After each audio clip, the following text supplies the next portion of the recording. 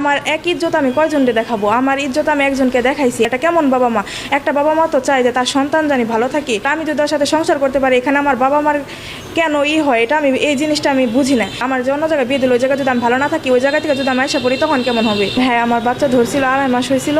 তারপর আমার ওষুধের মাধ্যমে এটা নষ্ট করে দিচ্ছে আমার বাবা মা। ভালো রাখতে পারবো না, না রাখবো, দরকার পড়লে আমি একবেলা না খেয়ে থাকবো, কষ্ট থাকবো, তারপর আমি ওর কাছে থাকবো। আমি লামিসা আক্তার লুবনা, বাবা নাম আবু শহীদ লোমান, মার নাম পারভিন আক্তার লিজা।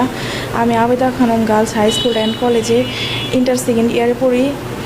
আর ওইখান থেকে ওর সাথে আমার পরিচয় হয়, প্রেমের সম্পর্ক হয়, সোহাগের সাথে প্রেমের সম্পর্ক হয়। সোহাগের বাসা এলো নান্দার কুমুল্লি, আমাদের বাসা গোসাইবাড়ি কুমুল্লি।